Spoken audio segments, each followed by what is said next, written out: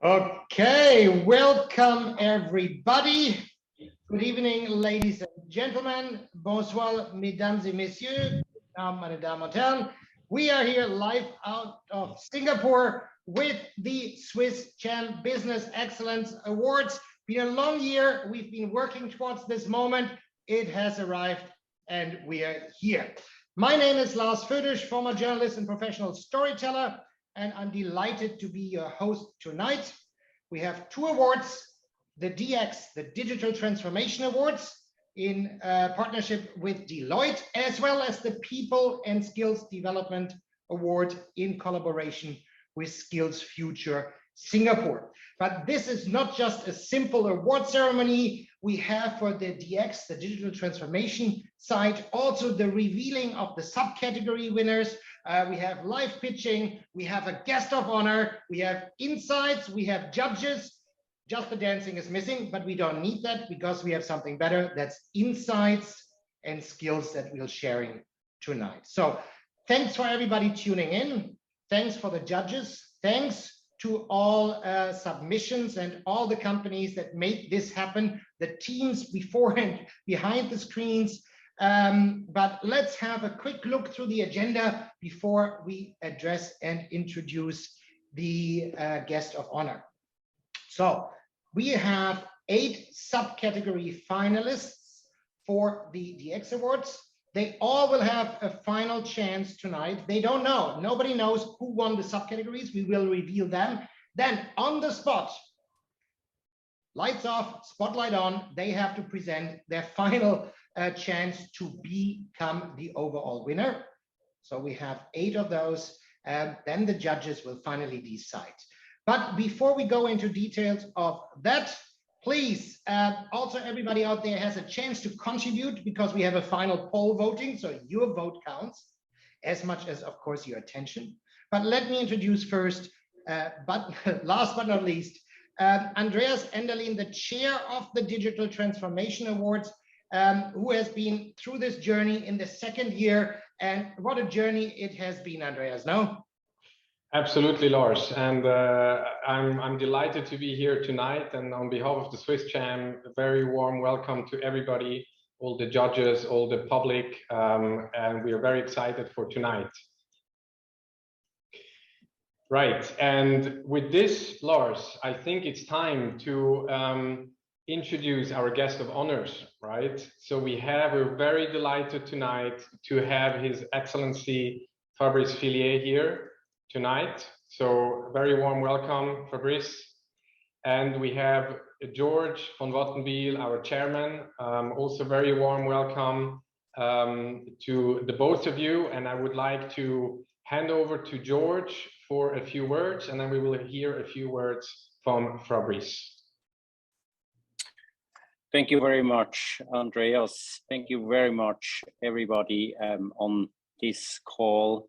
So it's a tremendous honor tonight to welcome you for this 2nd award night when it comes to DX Digitalization Award, as well as the People and Skills Award.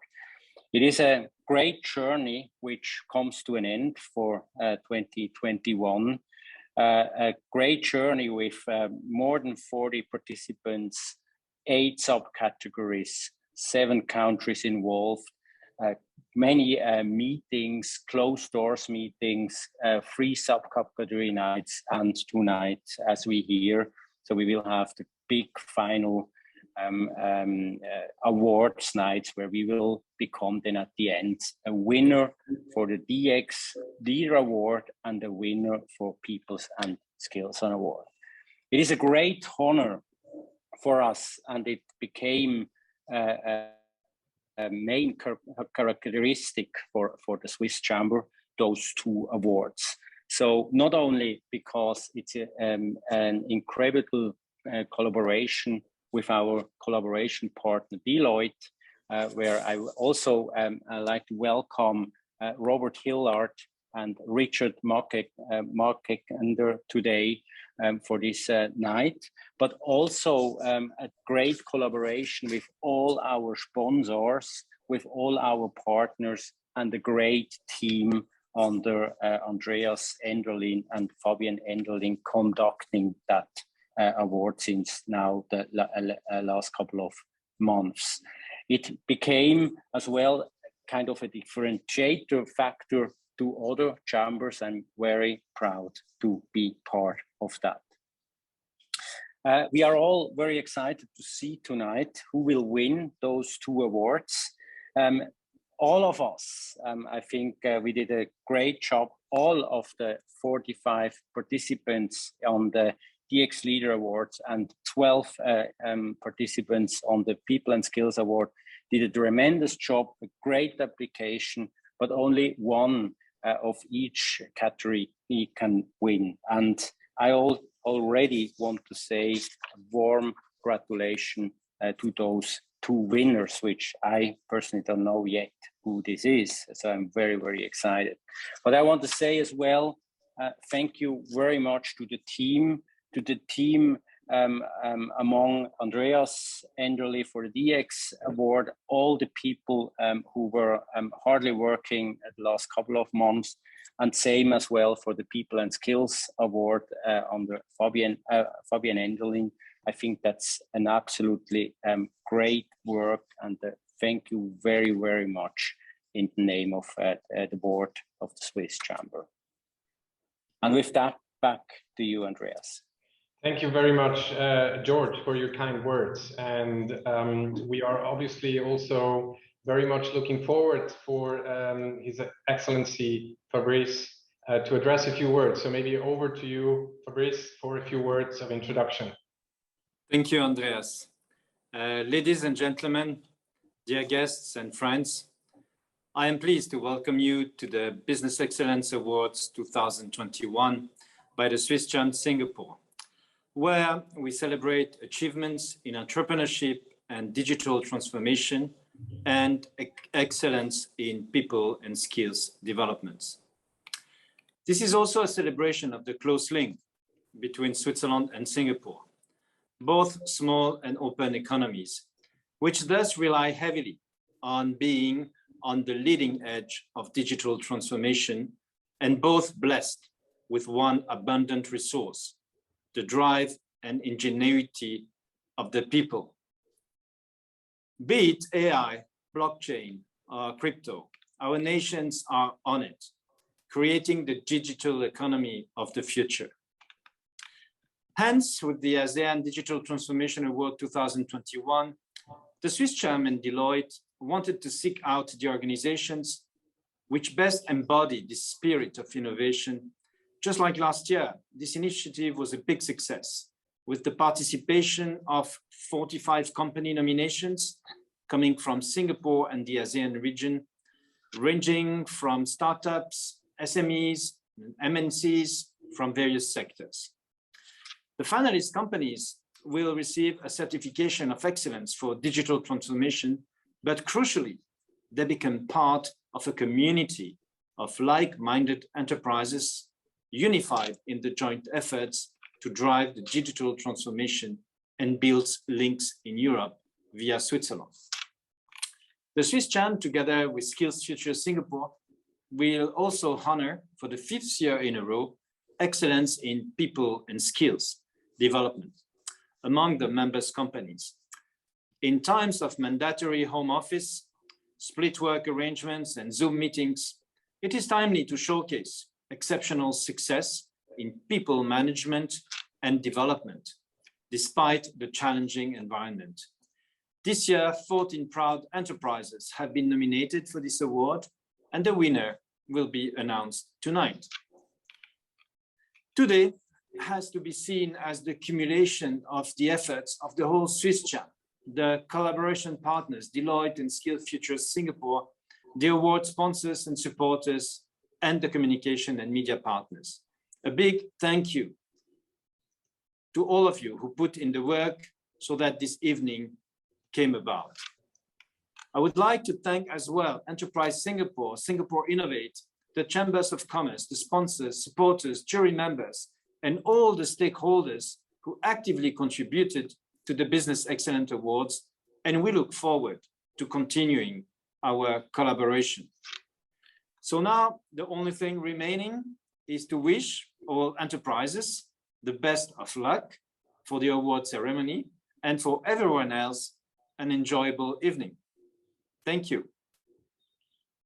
Thank you very much, Fabrice, for these words and for the context. You are already giving me a good kind of introduction to actually go now into why this digital transformation was started. So maybe Clarissa, if you can help me to, and I'm not going to spend a lot of time here because some of you have seen these slides already a few times, but I still want to give some further context on why this was started. So maybe one further, Clarissa. And first, we want to just reiterate our agenda. So we are in the introduction and we are going to have the pitches afterwards, and we will also have Rob Hillard. We're very glad about that, to have him here, having a discussion on digital transformation. Then at 7:30, we will start with the People and Skills Development Award, and we will then have the overall announcement by Richard Mackinder, also very warm welcome here, to announce the overall winner. So that's the agenda. So if we go one further, Clarissa.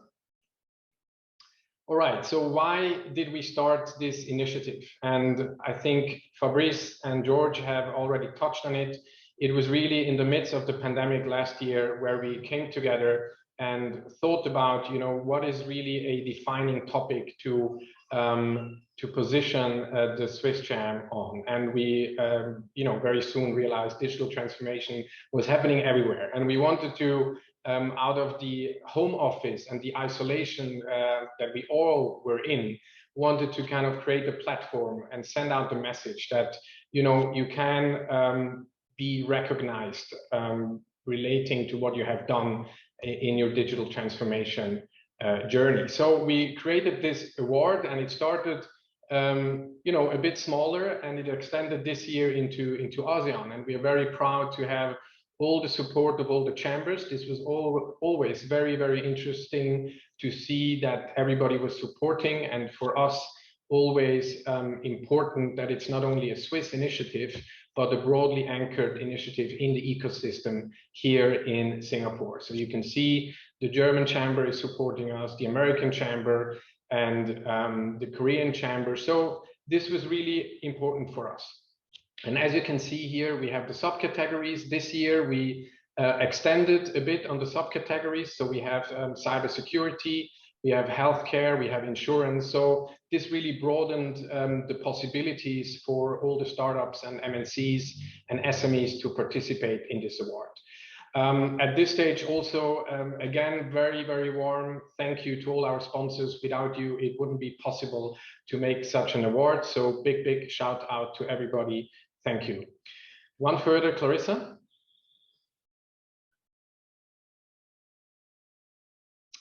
You can. All right. And now you're certainly wondering, so who are the shortlisted companies? You can see here the different categories. I'm not going to name each one of them, but what you can see is a very diverse set of different companies. We have companies out of Indonesia, we have companies out of Korea, we have startups, we have MNCs, and they have all been competing in a process that was first started with a closed door pitching, then going into a public pitching, and now kind of coming to this public final event tonight. And we wish them all the best of luck to win tonight, and then also to win the overall award. One further, Clarissa. Okay, and now I think almost the most important part of this evening, apart obviously from the companies, but this whole project would have not been possible without this project team. You don't see them currently. We will bring them to the stage at the end, but you know, from the SwissCham team, it's really Clarissa, Fili, Valerie that has really have a great contribution for the overall project. If we go one further, we go into the DX core team. So we have Andrea, we have Sarah, Luca, Cedric, Lisa and Michael, and you know, they were all contributing in their free time. And so this is all voluntary work. So we say big thank you to all of you. It was really a tremendous work that you have put up here. And we are really grateful for having you on that team. Then one further, Clarissa. All right, and the senior members, we will not spend too much time here, but obviously Silvio, a very great addition. Then myself, Fabienne, also running the People and Skills Development Award. So, you know, that was also very important. Please, one further, Clarissa. All right, and then last but not least, Precious Communication. You already know Lars, but there is also a team behind there, Charlene and Andrew. Big thank you. Also big thank you to you, Lars, for all the events and all your energy and all the contribution from Andrew and Charlene. Highly appreciated. So thank you very much for that.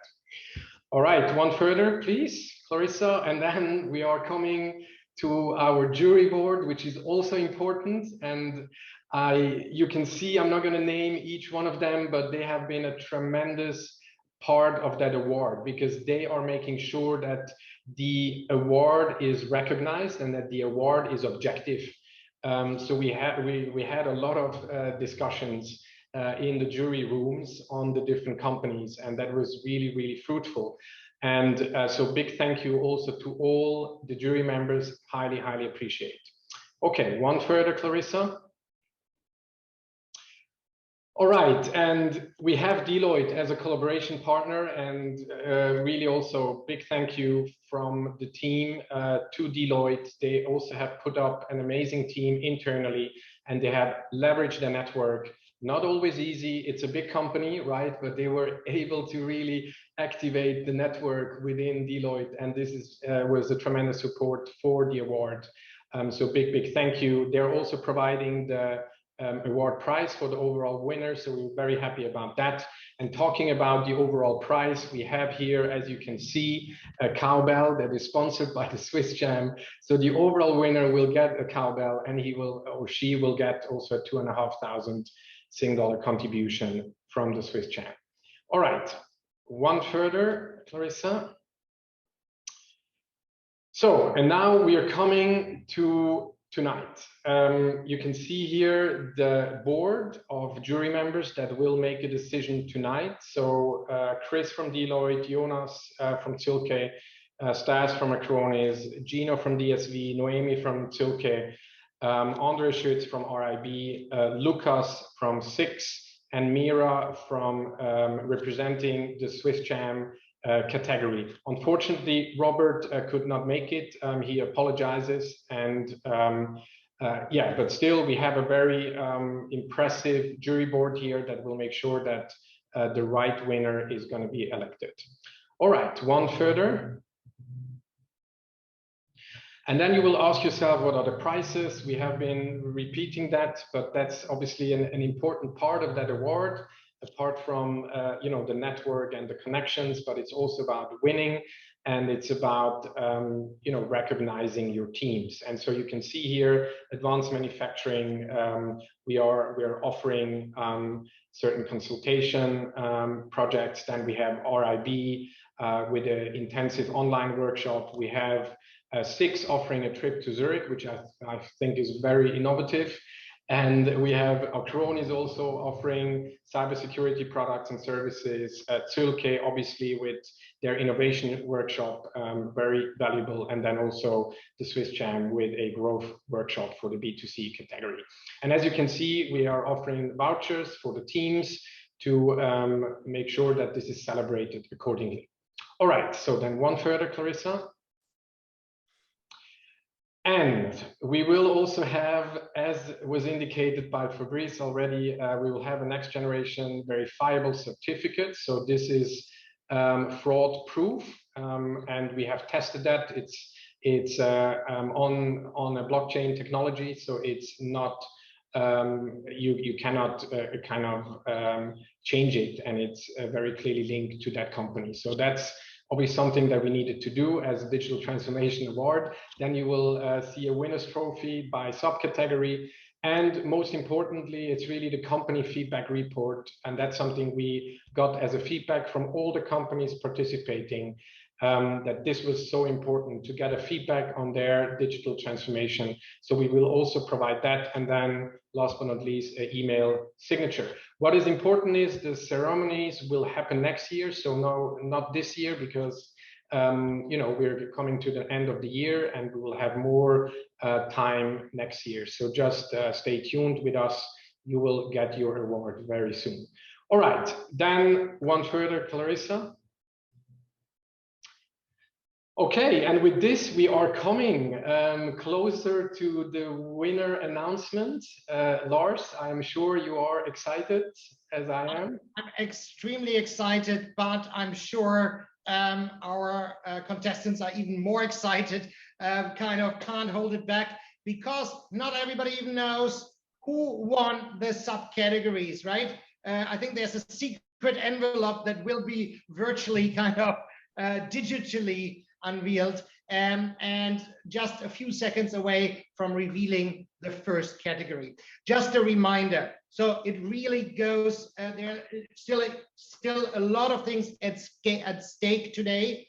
So we have very clear yet transparent rules for the DX Leaders Awards participants. So again, we have 8 subcategories. We will introduce the winner right afterwards. The winner of that subcategory has to go on the visual stage, on the virtual stage rather, and has 3 minutes. 3 minutes, hardcore. There will be a traffic light, and at 3 minutes we have to cut it, right? No Q&A. It's more or less about the question, why do you think you deserve to win? A little bit more sophisticated. Maybe somebody prepared to dance for 3 minutes. We will see. We don't know. And the contestants don't even know if it's them who has to present. So please, a big shout out to all those behind the screens waiting and wondering if it's them, and do they have from 1 second to the other jump on camera and do the pitch of their lifetime. Yeah, so we have that 8 subcategories. We're breaking it down into 4 and 4. At the end of all these subcategories, we have a live voting. As I said before, your vote counts and could be the final straw that swings it in one or the other direction. 8 will be announced for subcategory winners, but that doesn't mean we know yet who is the overall winner 2021 for the DX Leaders Awards. So the rules are clear. Only one way, that's forward. And we're starting with the first subcategory. And just had a glimpse on the timing. We are not too bad off. Very good, Lars. So thank you very much for the rules. Yes, we are, a SwissCham, so we need to have clear rules. And so I hope that everybody is fine with that. So the first subcategory is the business to consumer subcategory. I would like to very warmly welcome Amira. She has been in the subcategory jury, and she's representing SwissCham today because this subcategory is sponsored by SwissCham. So Mira, very warm welcome. Over to you. Thank you. Hi, everyone. My name is Mira. I'm from Accenture and part of the Mobility and City and Infrastructure team. So for today, there were 3 organizations that we spoke with, and the one that really stood out to us was Salad-Stop. The presentation was very clear. The food journey and the impact on the company were addressed. They had a very futuristic view on the post-pandemic outlook. Scalability of their solution was very clear, and they took a very people-first approach. Now, the F&B is a tough sector to digitize, and is undergoing a lot of change at the same time, and margins are getting smaller. But they convinced us that they were able to pull it off and include a full dining experience, which is highly commendable. The highly entrepreneurial vision, which the founder took, was a bold next step into digitization. So the top 3 candidates who originally were in the running were Essentials, Dusatani, Laguna Singapore, and Salad-Stop and Ada. And Salad-Stop was our selected winner for B2C. very good, Mira. Thank you so much for this announcement, and appreciate this short overview on the three companies. It was a tough decision, right? A very tough one, yes. All right, so let's now call in the winner. So Salad Stop, I think they're already knocking, waiting. Clarissa, you want to? I think I can see Adrien. Adrien, you are in Switzerland, in the Swiss Alps again, or? I am still here, flying back tomorrow. Okay, very good. Very warm welcome. You know the rules. And with this, I would like to hand over to you for your pitch. Thank you, Andreas. Very excited. Okay, so for Salad Stop, the last 2 years have obviously been very challenging. I mean, we really went through a roller coaster ride when COVID hit, not just in Singapore, we're actually present in 8 markets. So for us, we felt the impact in Hong Kong first, and then that immediately translated to Singapore. So we had to pivot very quickly, but also accelerate that digital transformation that we were already on, but move a lot quicker than we ever have. Next slide, please. COVID really disrupted F&B and retail in Singapore. You know, obviously through the lockdowns, people were working from home. We were still relying a lot on the CBD. You know, our concept obviously caters mainly to the office crowd. So when people were starting to work from home, we had to move purely online. And I will go through the strategies that we implemented, but for us, we had a recognized brand that people knew they could find online, but our challenge was really how we were going to shift all that business across to the residential areas. Next slide, please.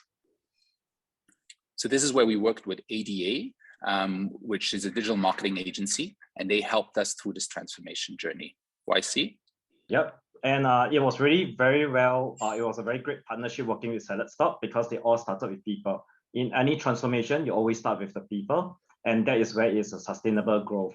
I'm going to pass it back to Adrian to talk about all of the 3 initiatives that we did. Over to you, Adrian. Next slide, please. So one of the first initiatives, we really saw that there was a gap, obviously, in people cooking at home. But more specifically, we saw a big trend towards plant-based options. So we decided not to compete against the Cold Storage and Red Mart, but really try to find our own niche. And this is where Good Food People came about. Next slide, please. At the same time, we also saw that because our business was moving online, we had to move to a more asset-light model and actually open our first cloud kitchen in Singapore, which was called Good Food Hood, where we actually brought all 3 brands under one roof. And so customers were able to choose any of our products in one basket. And this really came about where we studied with all the data that we were generating through the pandemic and people ordering through our own platforms, we were able to identify exactly the location which would give us the best radius and the most optimum sales channels. Next slide, please. And lastly, at the end of the day, for us, data, it needs to be at the forefront of everything. So like YC mentioned, our team was already very used to working with a lot of data sets. But from day one, we really empowered the whole team to take that ownership and to drive the decisions together. And I think that's coming out of the pandemic now, or at least as we hope going into next year, we will really be able to leverage on everything that we learned and all of these new sales channels that we've developed. And I think at the end of the day, for us, the most important part, and I think became very, very clear during the pandemic, is we really want to. Right, Adrien, I am so sorry. It would have been interesting to learn more, but we have the rules, 3 minutes. So thank you very much for your time, your pitching. We really appreciate that. And congratulations again for winning the subcategory. Let's see whether you can make it to the top. Thank you. Thank you. All right, so this brings us to the next subcategory. Thank you very much. So I'm very pleased to welcome Noemi from Zülke. Zülke is our sponsor for the subcategory healthcare. Very glad to have her here. Hello, Noemi, how are you? I'm good, thank you. How are you? Very good, excellent. So how are the teams is the question. Yes, that's a very good question. So I hand it over to you to kind of present the companies. Thank you so much. So I can hear myself. I'm very honored to be here and to give feedback on and also nominate who actually won the subcategory of health. It's been a tough decision, obviously. We are very impressed by how much we got to see from these three companies, Iris, Generali, and Zurich Pharma. Iris is a startup which does with AI retina detection for diabetic patients. And then, of course, the two well-known brands, Generali and Zurich Pharma Insurance and Pharma Company, who both run very large transformation campaigns within their organizations in different markets here in Asia. And we were really impressed by seeing how they move from a Generali, especially from a very customer-centric point of view, how they drive the digital transformation, and how Zurich Pharma does the B2B2C level, which is really difficult and more challenging to actually get everyone aboard, but has a huge potential, we believe, in the digital transformation. So the decision was hard, but we did select a winner. So we congratulate the small company Iris, who won actually against the Goliaths in this competition over here. So congratulations to you, Iris. It's a Singaporean startup. We're really pleased to see and how you solve the challenge with the great technology you've been working on with a great data set. Data sets in AI is the crucial part for the sensitivity. And we hope to see more of you in different markets as well. Thank you so much, Noemi, for that, and welcome, Ryan. Congratulations first, and you know the rules, and I wish you all the best with your pitch. Thank you so much, Andreas, and thank you for the introduction. Good evening, everyone, and thank you for your time tonight. Next slide, please. So I think the first problem statement that Iris had attempted to take on was diabetes, and this is because it's a massive problem that affects the lives of more than 530 million adults globally. And this is why we felt that digital transformation was really important for us. As the number of diabetics continues to rise globally, the implementation of our AI technology will help to alleviate the constraints faced by the manpower limits of the healthcare industry. Next slide, please. So 1 in 3 diabetic patients will develop diabetic retinopathy, which is caused by the rupturing of the blood vessels at the back of the eye. And 1 in 10 of the individuals with diabetic retinopathy, or about 10% of people with this condition, could potentially lose their vision. And yet half of diabetics still remain undiagnosed. Next slide, please. Our company has the ambitious goal of revolutionizing healthcare delivery through artificial intelligence, deep learning technology. And this digital-first approach would allow us to not only educate our customers on the benefit of our technology, but to show a qualitative and quantitative improvement in their patients' lives. Next slide, please. So the medical industry in Singapore is actually currently, we feel, is at an inflection point where the demand for new technology is constantly thwarted by old digital practices. And by prioritizing our personal work towards digital transformation, we knew that this would give us an edge into gaining adoption for our technology. Next slide, please. So our system, Selenium Plus, is the only AI system in the world that has regulatory approval to screen for the 3 retinal diseases. And our goal is to actually make it faster, cheaper, and more consistent. Next slide, please. So as one of the most promising products on the market, we have overcome many challenges and have solidified our robustness in the field of ophthalmology. Our relationship with SERI, NUS, and A-STAR will help us to continuously deliver innovative products to the market. Next slide, please. And this shows our team founders, and they comprise of a distinguished panel of the world-leading ophthalmologists such as Professor Wong and AI clinicians such as Professor Ting. Next slide, please. So to elaborate on our future, the brain, kidney, heart, and the retina all have embryonic blood vessels. And these blood vessels all experience similar anatomical and physiological changes. However, the blood vessels in the brain, kidney, and the heart will require an MRI or a CT scan to be seen. And such machinery is very expensive. Only the vessels in the retina are superficial enough to be seen with a fundus camera. With our future pipeline, our technology can be used to detect for other systemic diseases, such as chronic kidney disease, hypertension, and even dementia. With the exposure that we will get from winning the Digital Transformation Award, we believe that this is incredibly empowering to any individual that wants to take charge of their health. All right. Thank you very much, Ryan. Spot on the timing. Thank you for your time and for your contribution. Appreciate. And we will soon know whether you will be able to make it to the top. Thank you. And congratulations for the subcategory win already. Thank you. Okay, now that brings us to the next subcategory. We're very proud to announce advanced manufacturing sponsored by Inventor. Again, a big thank you for Inventor for sponsoring that. And we have Chris here from Deloitte. He is the partner for the industrial product lead. Chris, very warm welcome. How are you tonight? I'm very well, Andreas. Thank you very much for the warm welcome. It gives me great pleasure to be here tonight and to present the award for the advanced manufacturing subcategory. Been on this journey for quite a while now, so it's very exciting to see that we're right in the throes of it. So without any further ado, I would like to first of all say that it was a very hard fight between the three parties that we have. So namely Arcstone, who is very innovative in bringing some digital solutions to the market with its joint lab. Cadena, part of IDV, where they've come up with their own ERP system. And last but not least, Earlycon, that's been looking at how to digitize critical parts of its value chain.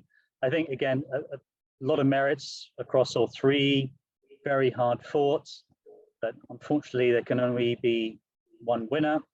So I'm very happy to announce that Cadena is the winner of the advanced manufacturing subcategory. Very good. Thank you so much, Chris, for that, and congratulations to Cadena, which is actually the product. The company is called IDV Concept Asia. So very much looking forward to their pitch. So they have now the chance. And as I was hearing from the team, Leslie Go is here. Is he already on the panel? It seems like I can see his name, but now Hi. it's appeared again. Oh, are you here, Leslie? Yes, I'm here. Oh, okay, there you go. All right. So, Leslie, welcome, and already congratulations for your subcategory win. And now you have the chance to pitch for the overall win. So you know the rules, 3 minutes. We'll have to cut you, and I wish you all the best. All right, thank you, Andreas. Thank you so much. Hello, everyone. I am Leslie, the team lead from Cadena. First of all, please let me say a very big thank you to the team from SwissCham who have given us the opportunity to share about our company's digital transformation effort.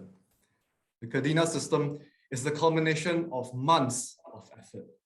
Next slide, please. By combining the business portion of the company, and we're talking about things like customer relations, project management, team schedules, task allocations, and tracking. Next slide, please. With its production and manufacturing processes, which includes warehousing, inventory management, work orders, logistics, and shipping. Next slide, please.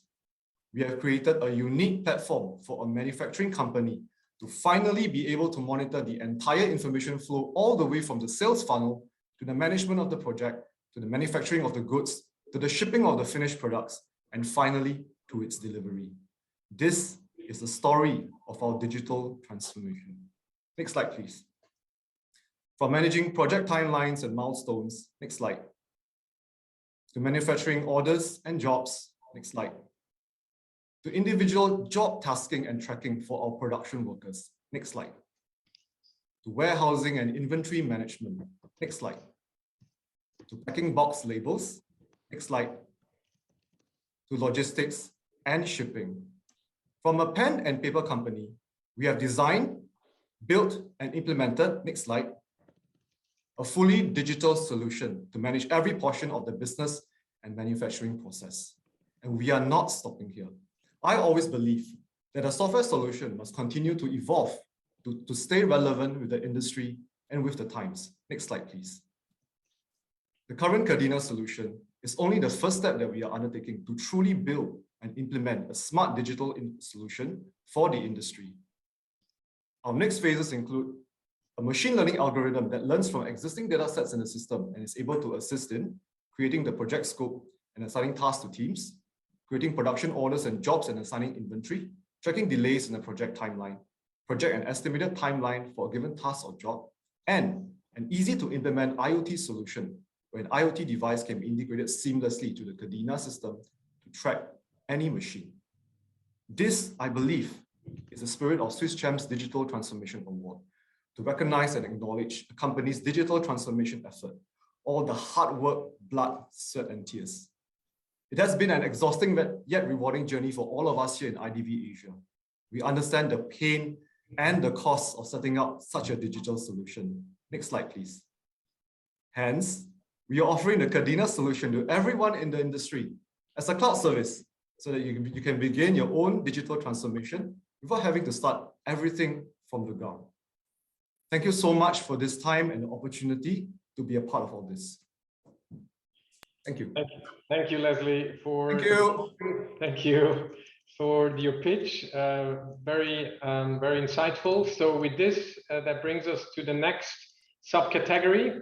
Very glad to announce the cyber subcategory, and we have an absolute expert here, Stas Protosov from Acronis, and is also representing Acronis, obviously, as a sponsor. So we are very happy to have him, and thank you, Stas, for all your support. It's been an amazing journey, and cybersecurity is a big topic, right? Oh yeah, you're absolutely right. Thank you, Andreas. Well, this subcategory is newly created. This is the first year we have this award in cybersecurity.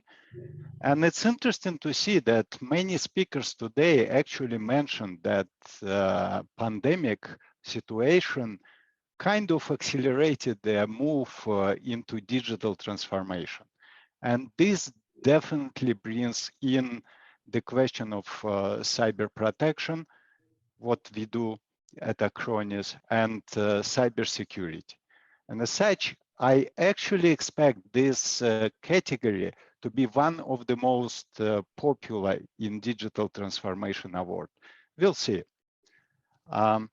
Nonetheless, we had a very difficult choice. Can we show the slide with contenders? Yeah. So we had two companies, Kudelski Security and NetCetera. The choice was extremely difficult, partially because Kudelski Security and NetCetera both are very solid company, but completely different.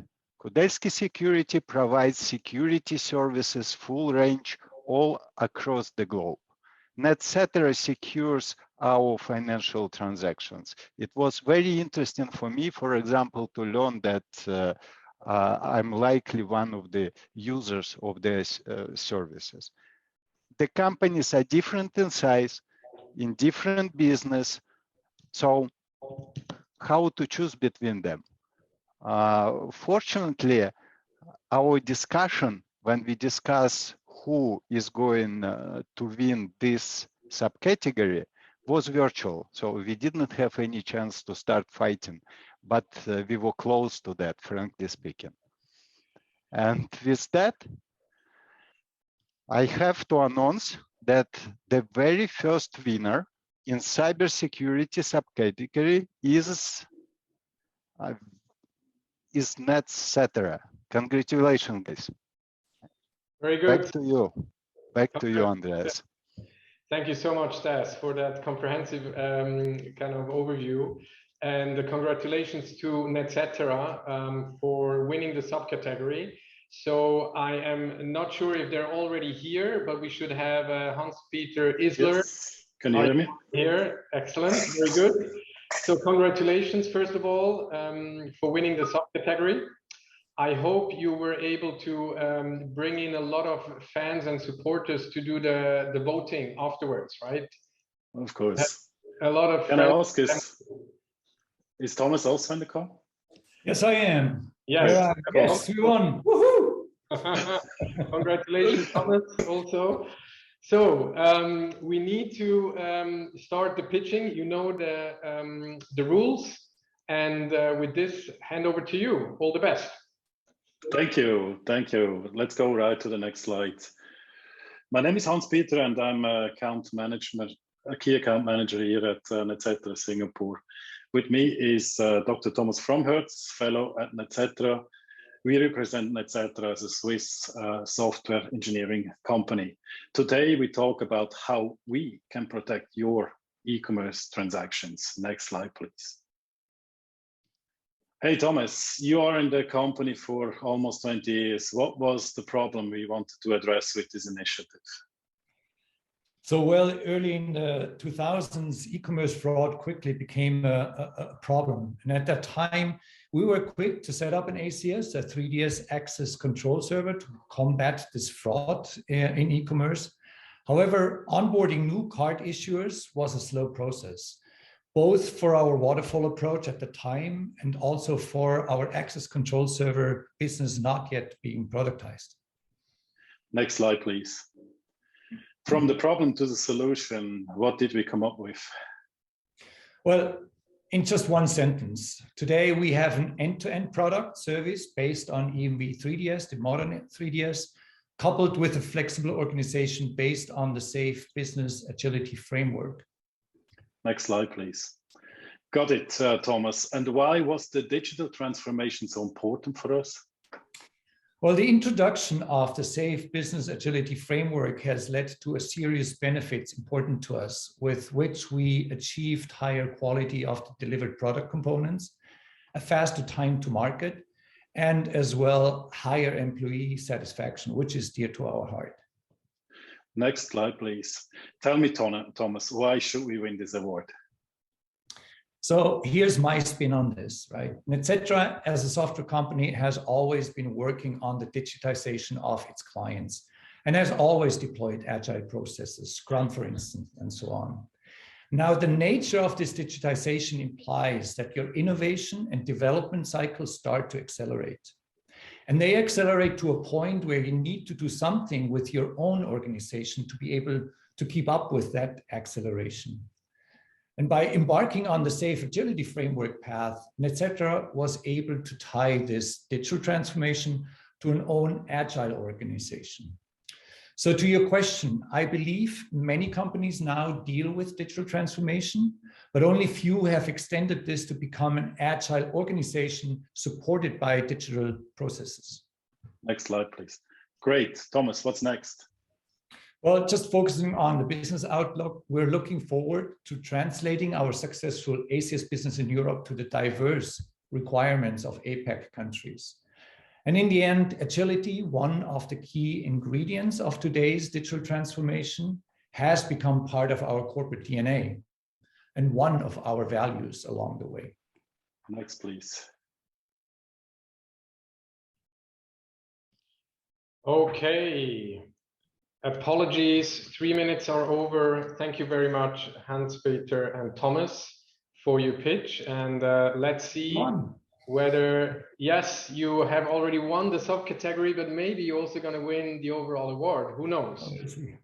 Who knows? So that brings us to the live polling. And Lars, I think, you know, we have an incredible audience out there waiting to have an influence on the award, right?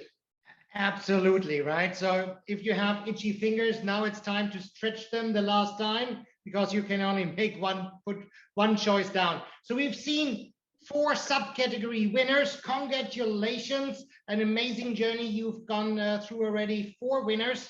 Can they step up from gold to diamond? That's the question. So let's fire up the poll and see what the audience today thinks. And the result will go into the overall weighting and decision-making, right?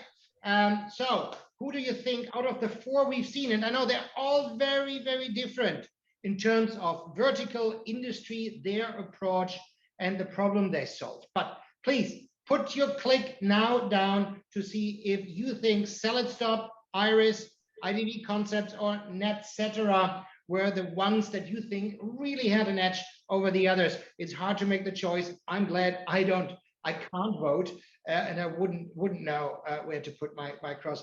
Normally, Andreas is an oracle in these kind of things, but I think we stay out of it because there's a lot at stake, right? No. So I'm going to stay out of it. And but Lars, you have to mention the AI model, that is behind this whole award and the data points that we have, because this is the final data point that goes into the AI model that, by the way, was built by Luca, that is also here tonight. Yeah. So the points that are coming together, we had from the very first stage of the journey that Andreas was guiding us through, the first submissions, then the first closed door voting, the subcategory voting with the judges, the live voting at the subcategory pitches, then the online voting before tonight, and now finally these points are all coming together. Then there's a final huddle of the jury looking at those data points and making those final last comments to see who has made it. So the best of artificial and real human intelligence coming together. Again, there are reasons why I'm not in the jury. I'm neither here nor there. I just talk a lot. So let's close the poll, see what the audience finds, who has a little bit of an edge over the others. Again, this is not the final result. We still have 4 to go to, and we'll have still the jury having the final look. Can we have a look on the result? Oh, it's a very close race, a very close race. IDV Concepts and SelitStop there. However, and also that's a warning for the bookmakers out there that are placing their last bets. Again, it's not always the popularity contest that wins. It's just one of many data points. Sometimes it's in line with what we've seen over the years. Sometimes it goes really different way. But thank you so much, everybody out there, for giving us your point of view. And yeah, fingers crossed for all 4 and the 4 coming next. But now let's take a quick break from the pitching and look into some insights from these awards. So I would like to introduce Robert Hillard. He's the consulting leader for Deloitte Asia Pacific. And if you're not familiar with that, Deloitte Consulting in Asia Pacific, it's a $3 billion practice with more than 20,000 professionals. And I'm sure, Robert, you know all their first names or birthday. Indeed. Thanks for joining us today and the great support we've received from Deloitte through the process. You've been with Deloitte for a long journey. You've built that consulting business and you've seen so many different businesses, problems, trends coming your way. So from your experience and passion in building world-class teams that went through transformation journeys of all kinds, what are your key takeaways that you think that companies need to consider in their technology investments when they want to go and really align that kind of journey, the investments with their business needs? Lars, thank you. By the way, I think that probably companies everywhere could do no better than actually just listen to the last hour and the winners we've seen so far, because over and over again, I keep on hearing about transformation in the media or in meetings, and what people really are talking about is change. And if transformation was just change, then we'd transform our socks every morning. But we actually need, when we transform, we tip everything on its head. It is incredibly hard to reimagine your business from what it's been for years to something radically different. But when transformations fail, that's what's happened. People have failed to get rid of the old and have kind of stuck it in and created complexity. You've got to simplify, just keep on simplifying. And then when you've simplified, challenge the status quo and then fit it into the technology and then do it all over again. Just keep on reworking it until what you're left with is something quite radically transformed. Okay. Well, thank you, Rob, for that insight. Now we are in a region where you have a lot of SMEs, right? And a lot of SMEs are struggling with digital transformation, and it's a lot about skills and the capabilities of people. So what are your insights? I mean, what are key skills and capability that maybe an SME can should be focusing on, you know, in this very competitive field, you know, the work market being dry also. So how do you consult your clients about that? Look, I think that it's really important to remember that when we're trying to use digital effectively to support transformation, to be effective in, particularly if we've navigated the pandemic, two things have to come together: really good design with really good engineering. Now, that doesn't necessarily mean you have to have the world experts at either of those things. What you really want to do is focus on learning. Just learn from the best examples you can see everywhere. And then, yeah, take the person you've got access to, or the person you work with, or it might be yourself, who's best at design, and teach the engineer. And it might even be the engineer in yourself about design, and vice versa. And by the way, yeah, one of the really fun things that we're seeing is we're starting to see a generation of technology that's low code, no code, and artificial, and driven by AI, is increasingly, that is learning technology. And we need to apply those same learning and teaching skills to configure AI and to configure our tools for the future. Excellent. Thank you so much for sharing, Rob. So it's all about change, and it has to be a two-way journey of technology, the users, the strategists, and all of them, first of all, have to understand each other's perspective, right? And have fun with it. That's what we're doing tonight. Look for the great ideas and have fun with it. So, Rob, I mean, just by curiosity, because a lot of people, you know, are talking about corporate innovation. So, how would you recommend to an SME to start working with startups? Is that something that works? Absolutely. You know what? You cannot innovate in isolation. Yeah, I hate the way history teaches inventions as if they were made by one person. They're not. It's everyone coming together in communities, and big business and small business and startups and governments, you know, work really well in an ecosystem together and need to learn off each other and fund each other and innovate together. It's the combination that works. Coming together in communities. And we are one big community here today of over 200 brilliant minds and business leaders. Thank you so much for your support and your insights, Rob. Thank you. Good luck to everyone tonight. We are trying to take you very seriously on the advice of let's have fun with it. Exactly. Good. So that brings us over to the next 4 categories that we have. 4 more subcategories for the DX leaders coming our way, and it's exciting, right? So we have the next one that Andreas can't wait to introduce. It's business services. Well, absolutely, Lars. So thank you, and I'm sure Gino had a lot of fun, right, during the last couple of months during this project of DX. You are on mute, Gino. That's maybe too much fun. No, too much fun. I think. Of course, it's too much fun. You're trying to make and to do, being the new kid on the block, first time to join this event. Always a little bit of a challenges, but it has been a very steep learning curve, even for me as a juror in my day-to-day business, being exposed in the logistics field to innovation, digitalization, changes, and learning everything else.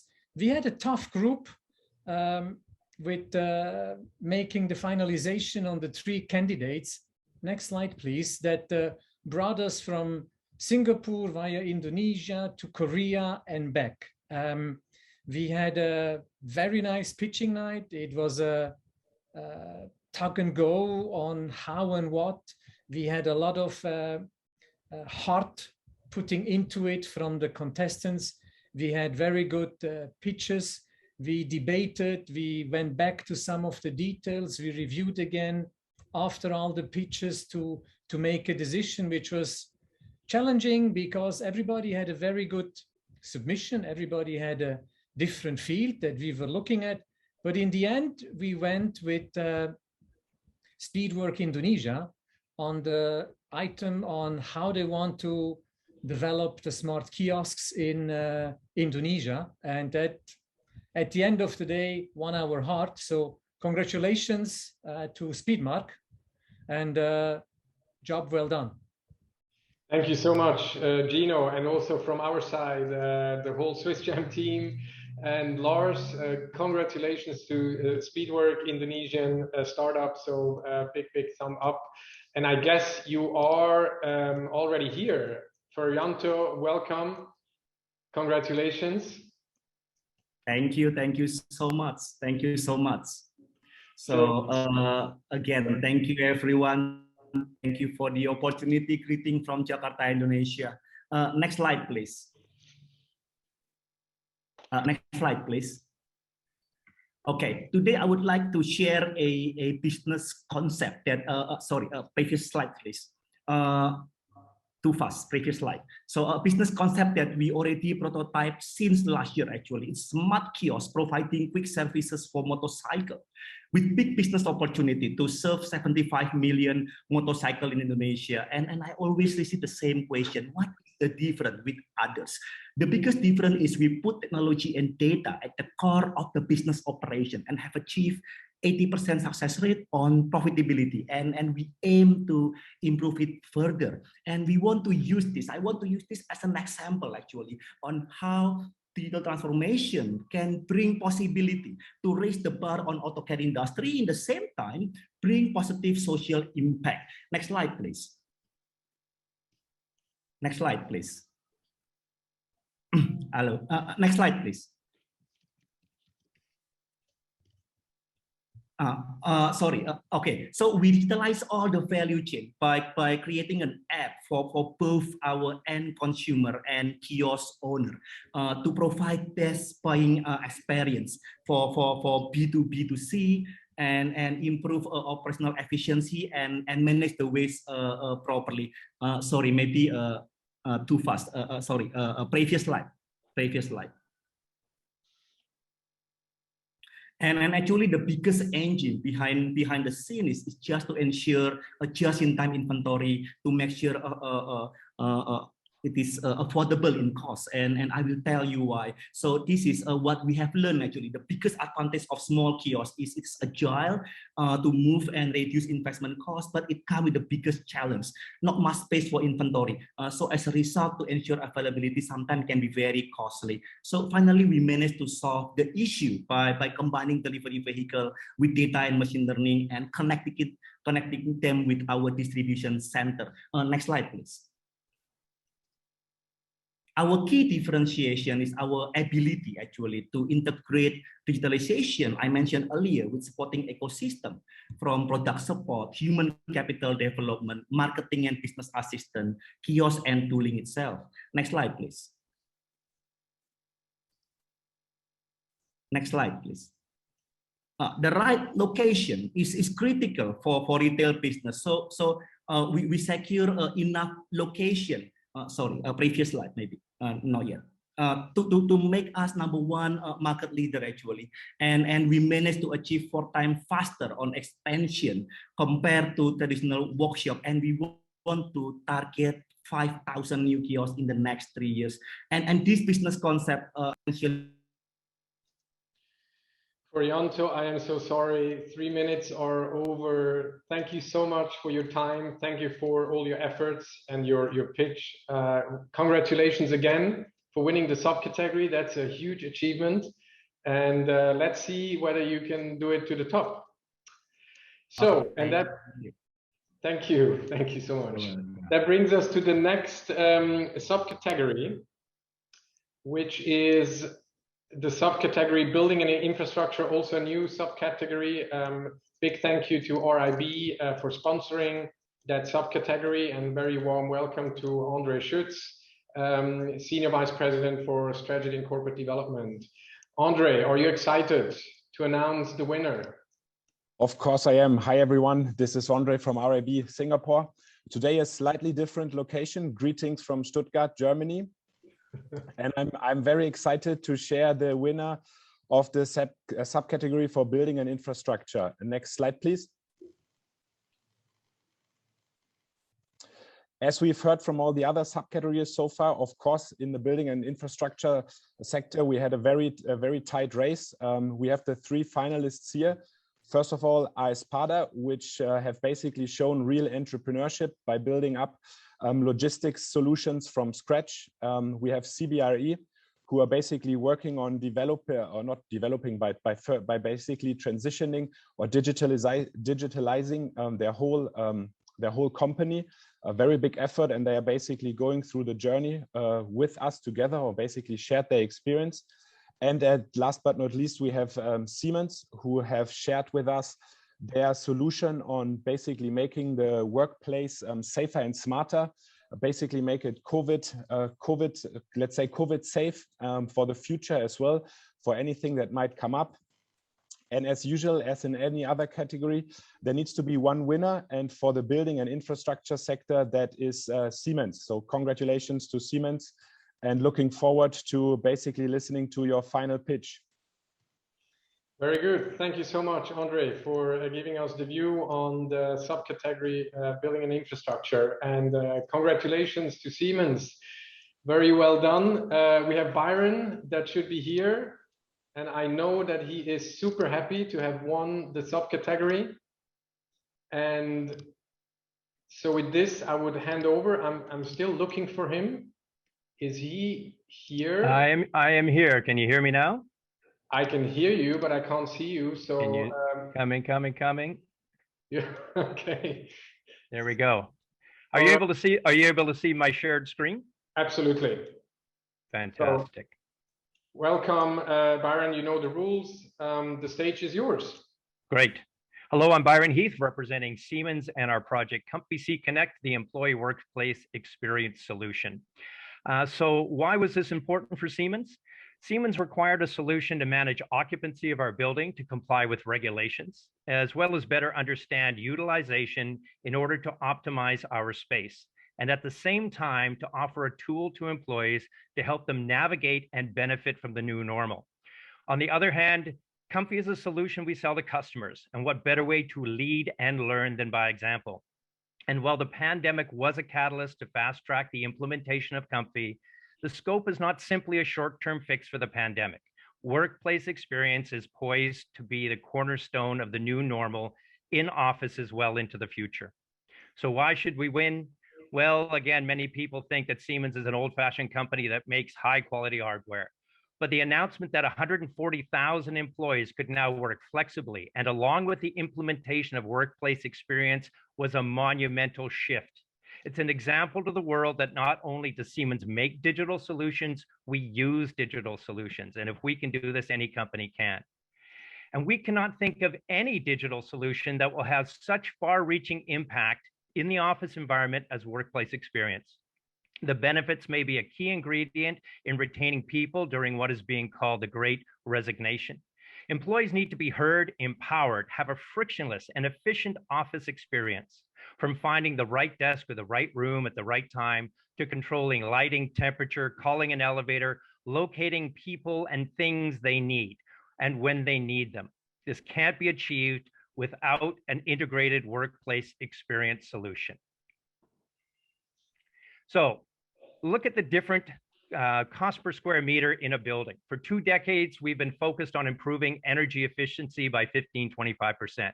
Now look at why workplace experience is important. First of all, what a better way to reduce your energy per employee than taking up less space.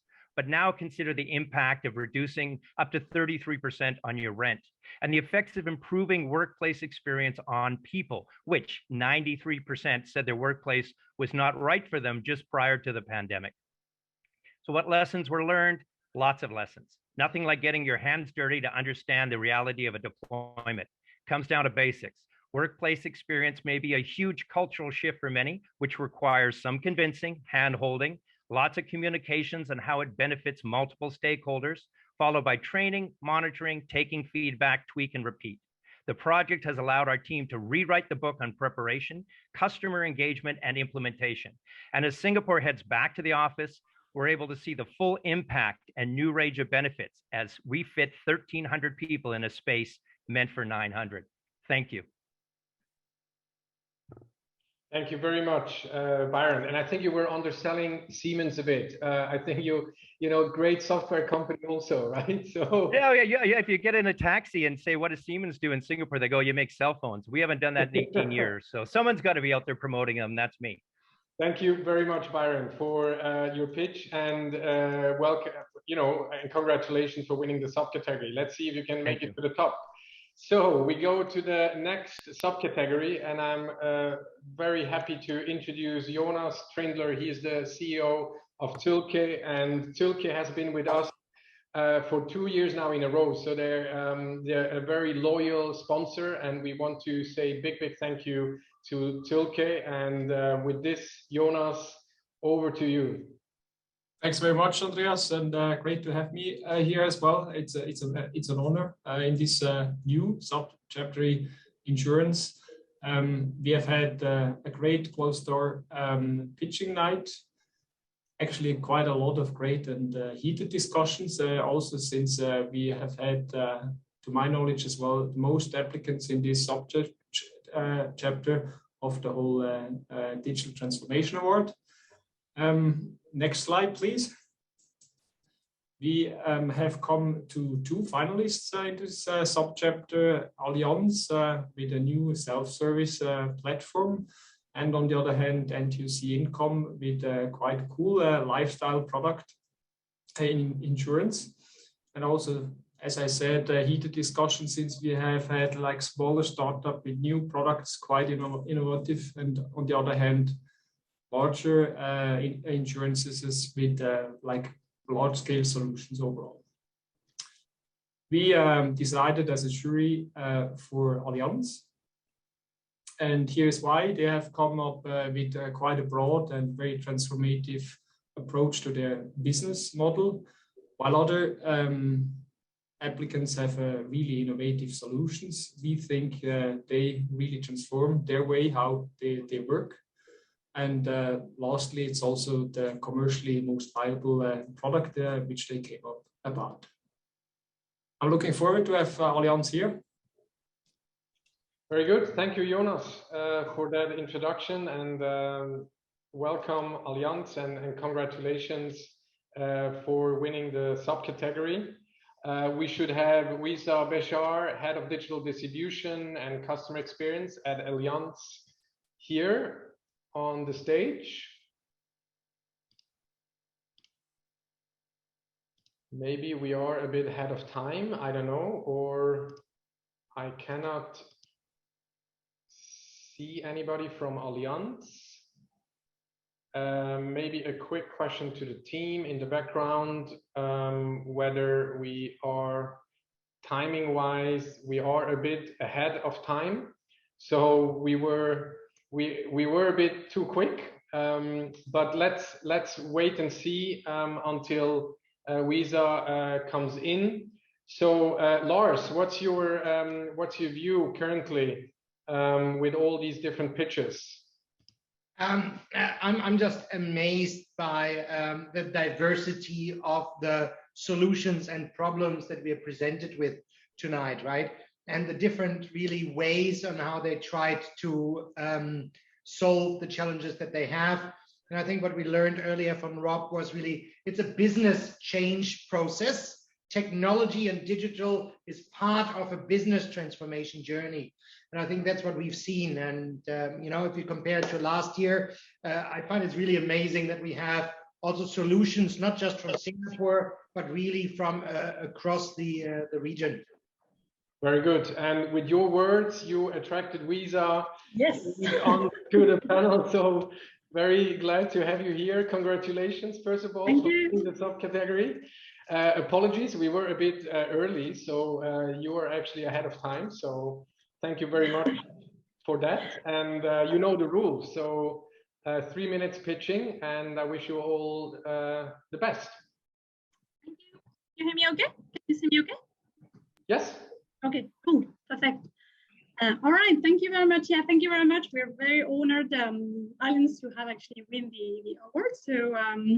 So let's start. So how do we make yourself actually a name in the very saturated market of the insurance Singapore market? Basically, that was actually the challenge that we had to work with and to think with when we established Allianz Insurance Singapore back in 2020.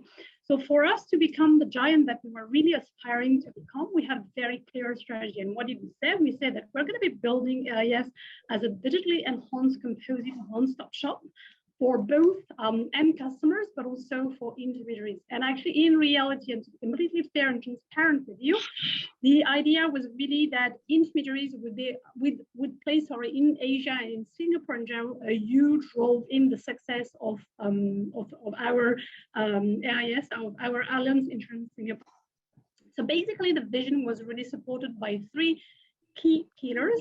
Can we move to the following slides? Maybe two slides down. So then I would say one of the first key pillar was around the simplicity that we wanted to build in terms of relationship with our end customer. So very much supported by the Allianz customer model. The second element was around augmenting the distribution through technology, because we wanted actually efficiency, and effectiveness. The last element was around basically helping our sales do better through the data and through technology. Next slide, please. So our intermediaries, as mentioned earlier, were our key priority, and the whole Easy Connect platform is really built for them. So the strategy was set in motion through this end-to-end platform, enabling for online to offline and also sales to service capabilities through the 5 modules that are shown in this slide. Next one, please. Simplicity was really at the start of the overall platform, as mentioned. So, and for that, next slide. So we have worked on an architecture that was mixing, next slide, please, on an architecture that was mixing both internal Allianz technology and Allianz capability in general, but also external know-how, insurtech, I would say, savoir-faire. And so all that was delivered, next slide, through an agile delivery delivery in a very agile mode to be able actually, next slide, to deliver 6 retail products, but also 10 commercial journeys, all that in a record time of maximum 9 months, basically really from an end-to-end perspective. The result is obviously outstanding. Our platform is basically our intermediaries. Yeah, very sorry. 3 minutes are over. Thank you so much for your pitch. Very insightful, and congratulations again for winning the subcategory. I hope you have gathered all your friends and family and employees to vote for Allianz. You have, okay, very good. So we will see that a bit later, but it brings us to the next subcategory. So thank you very much, Luisa. And very happy to introduce Lucas Conrad. He's the regional head securities APAC of SIX, and SIX has been a sponsor for financial service. So also here, very big thank you to Lucas for sponsoring this subcategory. Lucas, it's the first time that you are kind of participating in that award. How was for you the journey? Thank you so much, Andreas. I mean, unfortunately, I'm only here since 3 months, so that's why I'm the first time here, but definitely not for the last time. So what an event tonight, and thank you SwissCham and Deloitte for this fantastic organization. SIX is very proud to announce the winner for the subcategory financial services, and we are also very proud that our CEO was part of a Swiss delegation led by the Federal Council Uli Maurer during the FinTech Festival here in Singapore. And this should emphasize our strong commitment to innovation. We are really here also with you participants to shape the digital future. It has been a long award journey through the second half of 2021, and the 3 finalists are EPKEX, Bitsy Vietnam, and Novigient. And now the most important question, who will win not only an award, but also a fantastic trip to Zurich, visit our headquarters, receiving a guided tour through the Swiss Finance Museum. So please imagine now a drum roll, because the winner is Bitsy Vietnam. Congratulations. You have developed a very smart accounting automating tool using RPA to simplify and digitize financial operations companies. 6 and the other jury members from Julius Baer, Thunderbeam, and All Digital Future wish you best of luck in scaling up your business. Congratulations, and over to you. Thank you very much, Lucas, and congratulations to Busy. And I think we should have Vince Wu here already lining up for his pitch to win the overall award. So Vince, how do you feel? Thank you very much. It's such a huge honor for a young tech startup from Vietnam, and also for the tech startup community in Vietnam as well. Very good. So you know the rules, Vince. Thank you very much. 3 minutes. All the best. Yes, thank you very much. So for the first question, why is digital transformation is important in our sector? Next slide, please. I would like to share with you a very interesting facts to understand about the context of Vietnam. By July 2022, more than 1 million companies in Vietnam must use e-invoice. It is required by law. Next. It means that 8 billion paper handwritten invoices in circulation per year in Vietnam will change to a digital invoices with digital signatures. Next slide, please. And this means a new way of working for finance and accounting operations. Please, next slide.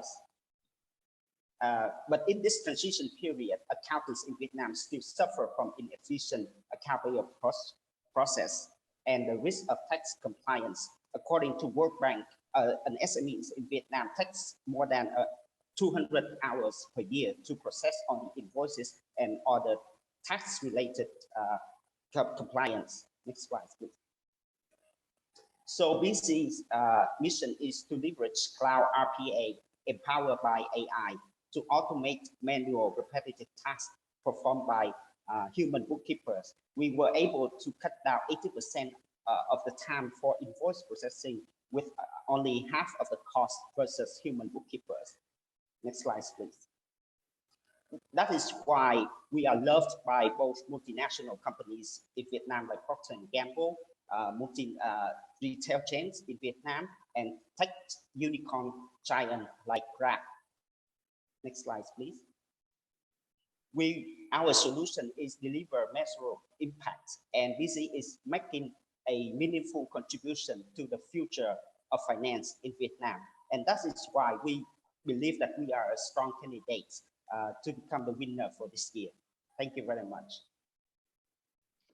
Okay, Vince, thank you so much for this pitch, and congratulations again for winning the subcategory.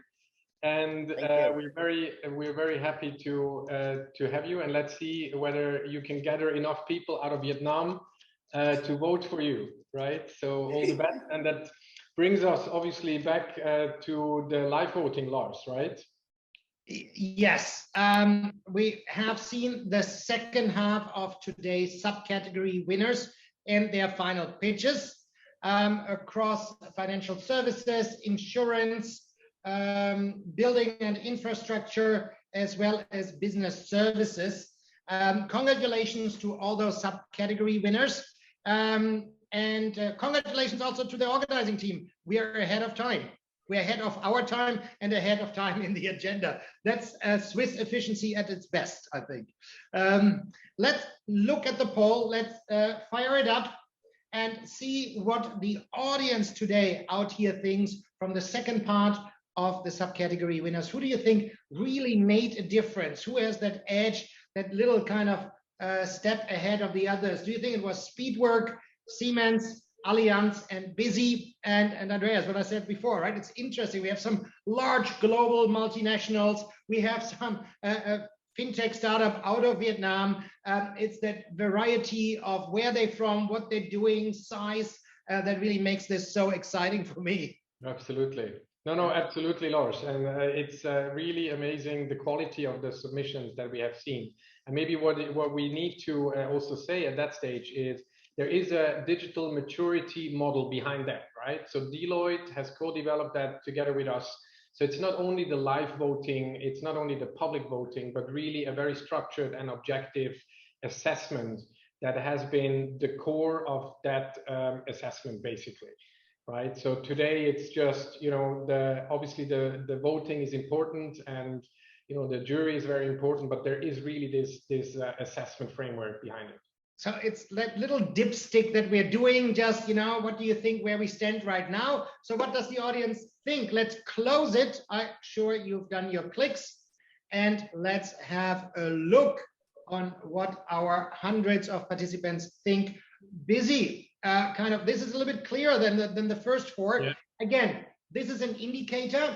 It's one of the many different indices that will go into the big voting model.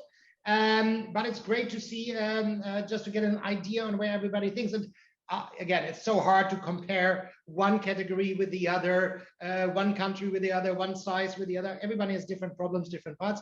And that's why we have actually a framework behind it on how to judge, how to do the voting, how to put the points. And then we have the weighting model with the live, the online, the subcategory, and the overall voting. So let's close this as an indicator, because now as the next step, the jury has to go into their secret online bunker to really look into putting all these numbers together, their insights, what they learned today. Do they still change their minds, what they had in mind before, looking at the best of these 8 categories. So Andreas, you're leading the jury virtually into their secret location, right? Yes, and they should all know where we're going. So I hope that you all know, otherwise please let me know. It's going to be somewhere virtually, and it's going to be 15 minutes, and we will discuss the overall winner of today's Digital Transformation Award. So we're very excited, and with this, I leave it to you to carry on. We have an amazing program, right, Lars? Exactly, right? So we'll have 2 main parts that are coming now before we reveal the overall winner of the Digital Transformation Awards. Don't forget, this is also about the People Skills Award. So we'll have that in due course. But first, something that happened this year that was slightly different. It's about a submission, and Clarissa will share a little bit more about it. We have these 8 categories, and we had submission from this wonderful nonprofit organization where we thought it doesn't necessarily fit into the categories, but what do we do with somebody who's done such a great work, such great effort, and submitted? So it's a special recognition that the jury, SwissCham, Deloitte thought is really deserved there, and Clarissa will introduce us to what's so special and remarkable for Project Child. Clarissa, please. Thank you, Lars. So we are very happy to welcome Project Child Indonesia. Hello, Suraya. Hello, Raitari. So Project Child Indonesia is a nonprofit organization founded in 2011, and they are working to provide health and environment education to Indonesian children and communities. They have submitted an application for the DX Award, where they have shared their amazing journey and transformation during the pandemic. The online learning assistance program was launched in 2020 to support children and communities in these challenging times. As they could not compete against other companies among the subcategories, we have decided to give them a special recognition today and offer a platform to showcase their journey. I'm very pleased to introduce you to Suraya, co-founder of Project Child Indonesia, and Raitari, Program Partnership Manager. So the stage is yours. And thank you so much. Thank you. Hello, everyone. I'm Suraya Riha. I'm co-founder and director of Project Child Indonesia. Next slide, please. Do you have a slide up? Oh, no, okay. Project Child Indonesia is a community organization started in Yogyakarta Yogyakarta is amongst the lowest in regional minimum wage in Indonesia. It's also a student city with university students make up almost 30% of the whole city population. Next slide, please. Project Child works on site with children from disadvantaged community, delivering classroom to children's doorsteps. So we meet them where they are.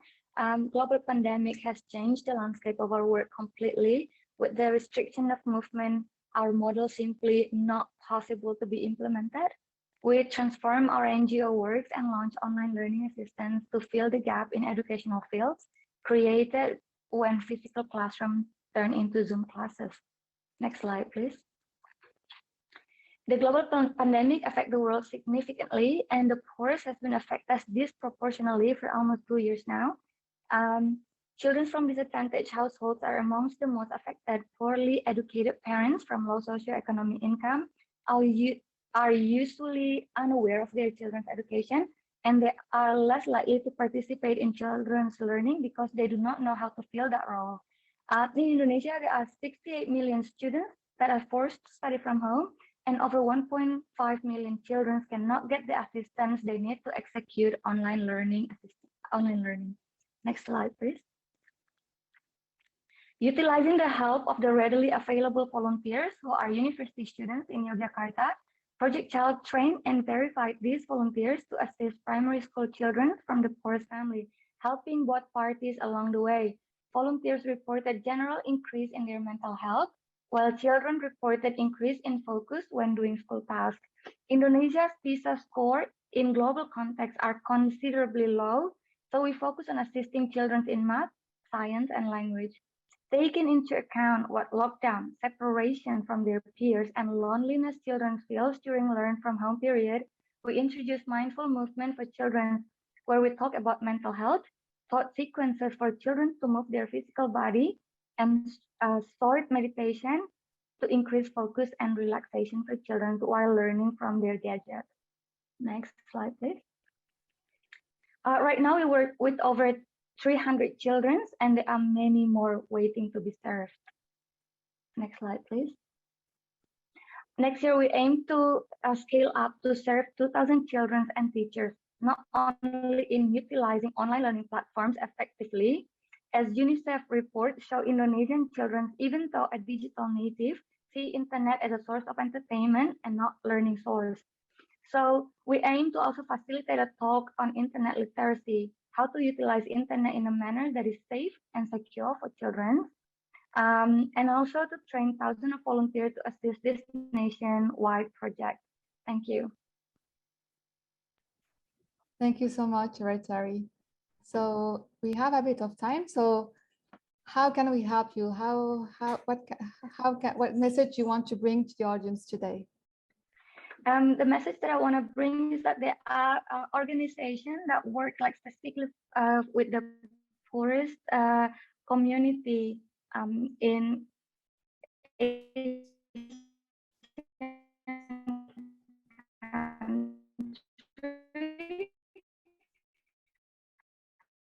and I can talk in my country. We have been funding as the whole landscape of nonprofit funding goes into project assistance. Thank you so much, Retari. So we have shared a link here on the group chat. So please have a look, learn more about Project Child. Retari, thank you so much for joining us today, and congratulations again on this wonderful human project. Thank you so much. And, thank you so much. And I wishing you a lovely evening. Thank you so much. And give the floor back to our moderator, Lars. Thank you, Clarissa. Merci.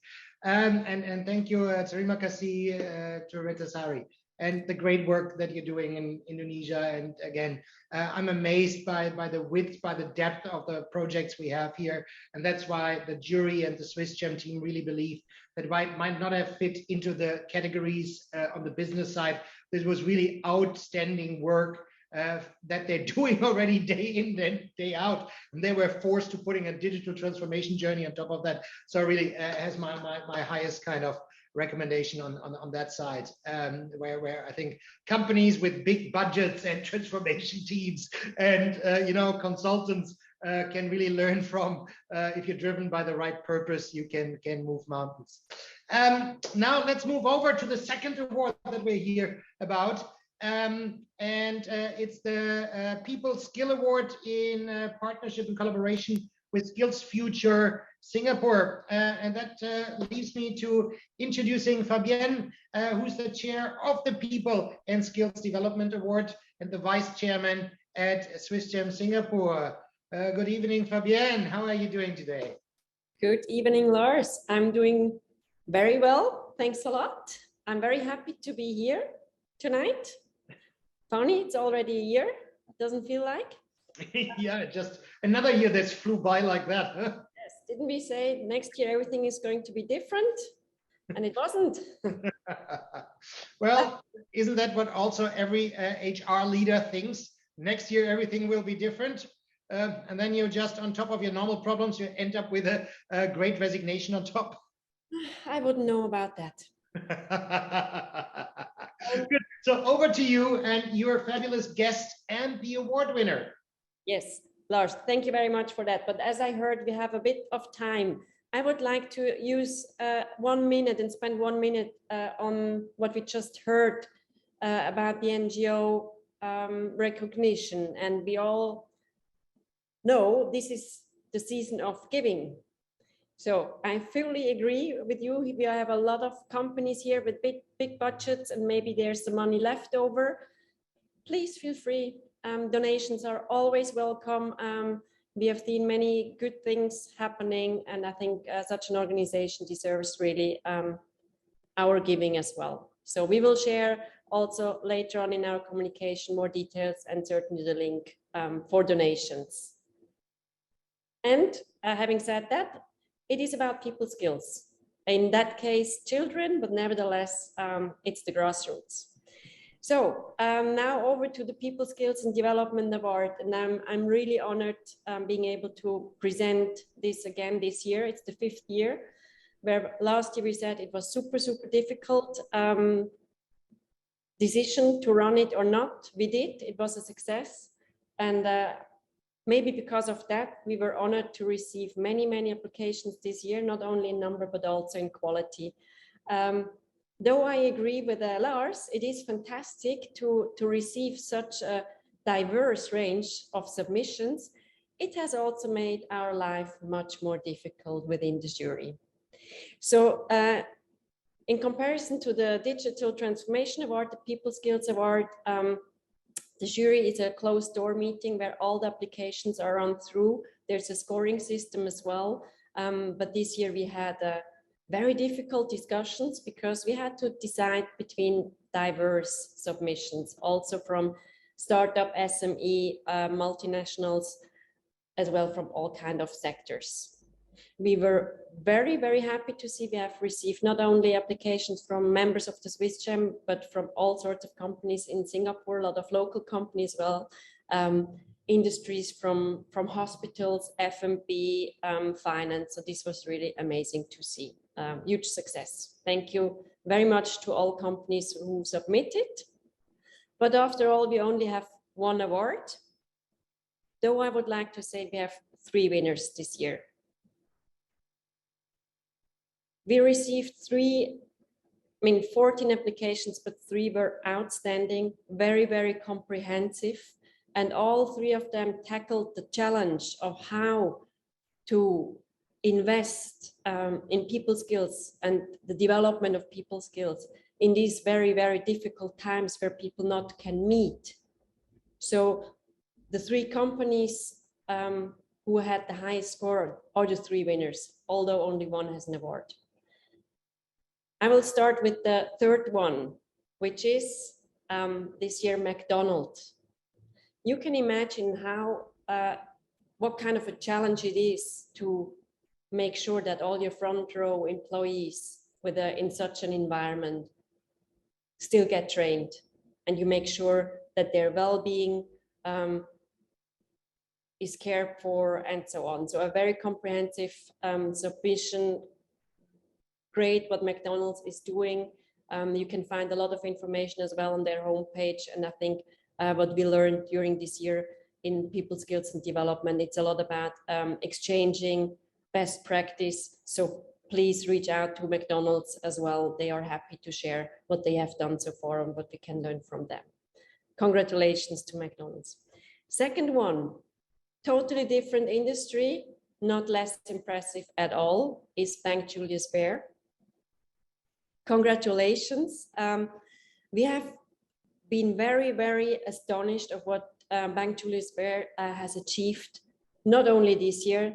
They are consistently investing in the development of their people.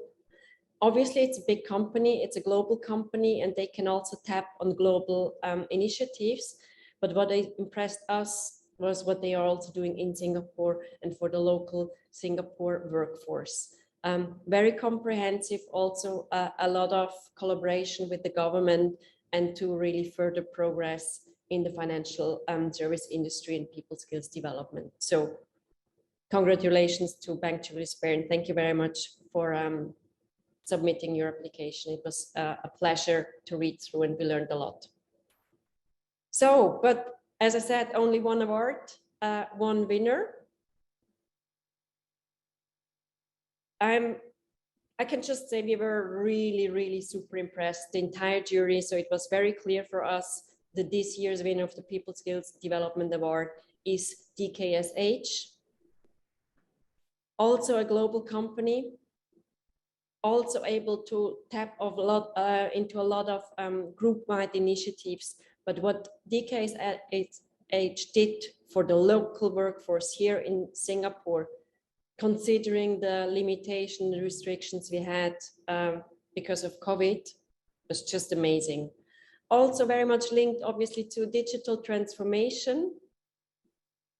So it is very impressive what they have done to make sure that all their employees in all kind of areas and functions were able to further develop and get trained. So very, very impressive, and congratulations. I'm very happy to have Yishuan today here. Hi, Fabian. Good evening. Good evening, everyone.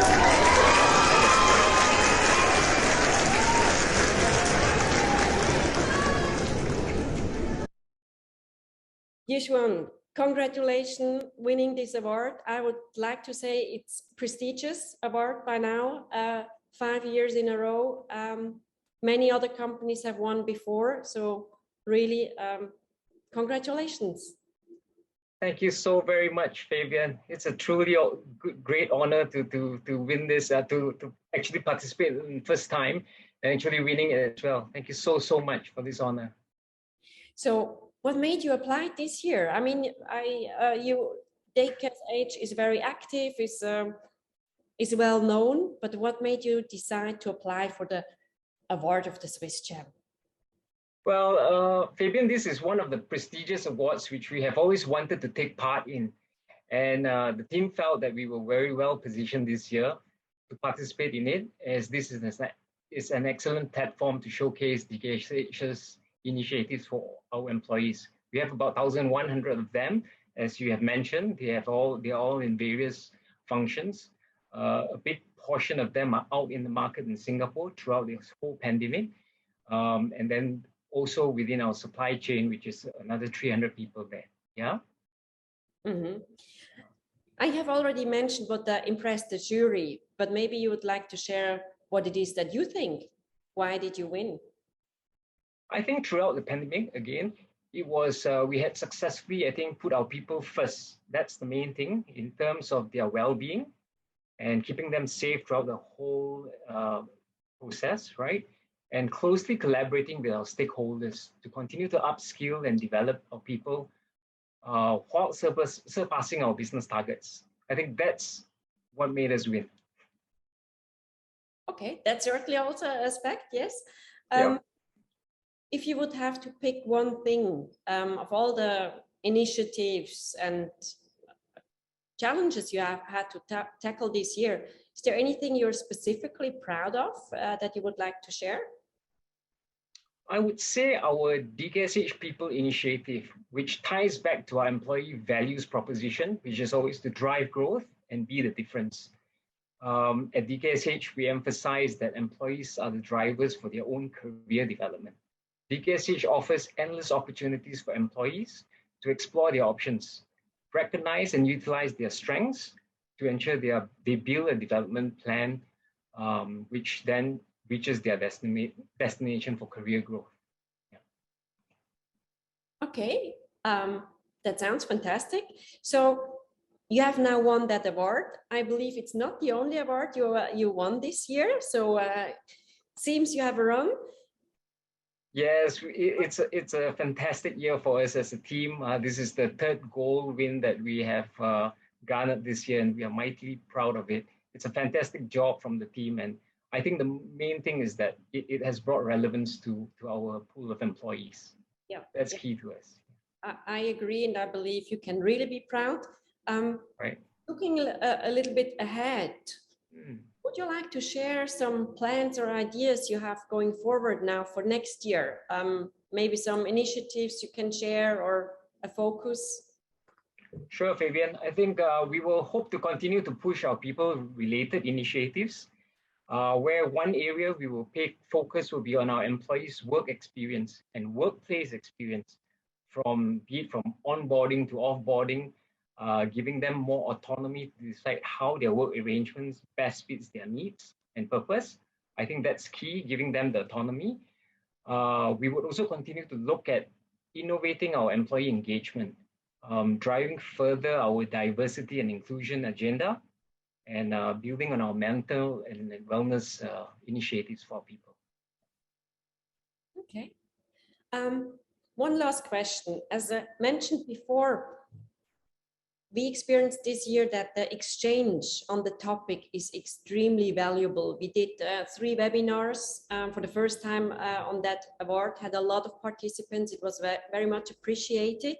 And many companies have participated and shared their experience. And what is it from your point of view as a winner? What's your recommendation? What can other companies do in order to achieve excellence in people skills and development?